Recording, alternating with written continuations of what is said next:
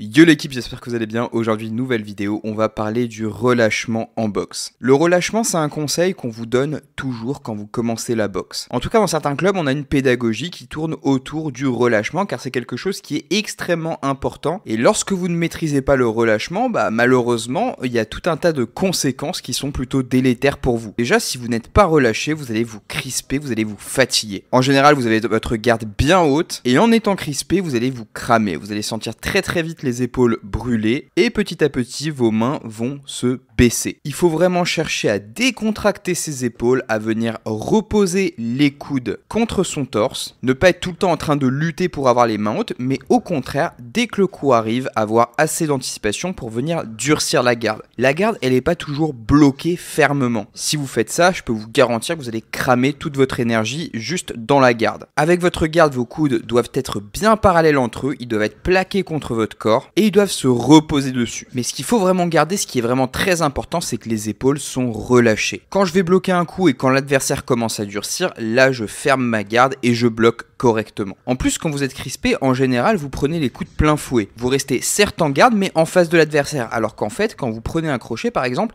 il va pas falloir lutter contre le crochet, il va falloir l'accompagner. Si je prends un coup dans la garde, je vais pas aller en contresens du crochet, je vais me laisser porter légèrement. Comme ça, je vais dissiper un peu d'énergie du crochet. Avoir une garde bien crispée, bien serrée contre soi pour bloquer le crochet, ça va servir à rien. Le crochet, que je sois bien détendu avec mes bras en protection, si je prends le crochet dans le bras, ça va le bloquer. Et à la tête, l'idéal, c'est d'esquiver les coups parce que même quand vous prenez les coups dans la garde, si vous prenez un crochet comme ça, vous savez que ça fait mal quand même. Donc l'idéal, c'est de passer en dessous et vous ne pourrez pas passer en dessous si vous êtes trop crispé. Vous allez vraiment avoir du mal à vous déplacer, ça va vraiment vous entraver dans tout ce qui va requérir de la vitesse. Impossible de générer de la vitesse si vous êtes crispé. De la même manière, dans votre attaque, vous allez également être lésé si vous êtes trop crispé. Votre coup, vous allez le faire partir à 2 à l'heure, on va le voir arriver de très loin et il va avoir beaucoup moins de vitesse que si vous étiez relâché, que vous cherchiez simplement à fouetter le coup. Essayez de travailler en shadow, c'est extrêmement important. Pour moi, c'est en shadow qu'on travaille vraiment ça le plus possible. Faites-vous des rounds où vous êtes relâché, vous envoyez simplement les coups en fouetté. Vos bras, c'est des élastiques, ils partent le plus rapidement possible, ils reviennent le plus rapidement possible. C'est pas des poteaux que vous bougez de manière mécanique, c'est vraiment des élastiques, pam, je fouette. Et je peux vous garantir que comme ça, vous serez beaucoup plus rapide, beaucoup plus puissant aussi, parce que la vitesse permet de générer de la force. Plus vous allez vite, plus vous générez de la force avec l'explosivité, etc. On l'a vu sur la vidéo de Bakary Samake contre Greg MMA, il a été très explosif et c'est vraiment sa vitesse qui a fait mal. Et ça, c'est possible de le faire que quand on est relâché. Regardez Opao, Bakary Samake, ça va très vite, c'est relâché, c'est rapide, c'est explosif. Et ça, il peut le faire que quand il n'est pas crispé. Donc entraînez-vous au shadow, au PAO, au frites, à toujours boxer de manière relâchée. Détendez les bras, dès que vous contractez, c'est pas bon. Vous entraînez vraiment à envoyer le coup comme un élastique et à venir tourner le poing de manière explosive. Vous mettez le poids de corps dans le cou et c'est là que ça fait très mal. Ça sert à rien de le crisper du début à la fin, je peux vous garantir que l'impact ne sera pas du tout le même. Et ça, en amateur, c'est quelque chose qui est impératif parce que vous le voyez, en amateur, on a 3 x 3 minutes. Donc sur 3 x 3 minutes, il faut marquer le plus de points. Et si vous n'arrivez pas à toucher, vous marquez pas de points. Quand vous regardez les finales des championnats de France, la plupart des boxeurs qui sont au final des championnats de France, ils ont une boxe extrêmement relâchée. Ils envoient des séries de coups, c'est vraiment extrêmement rapide. Il n'y a pas forcément une recherche de puissance derrière. On marque des points, on touche, on se fait pas toucher et on bouge. Ça, c'est quelque chose d'impératif et vous allez le retrouver aussi en boxe professionnelle. Ce relâchement, comme je vous le dis, il faut le garder, il faut le maintenir. Même si en boxe professionnelle, on va venir chercher la puissance, il faut quand même garder un relâchement puisque, comme je vous le dis, vous crisper, c'est vous fatiguer.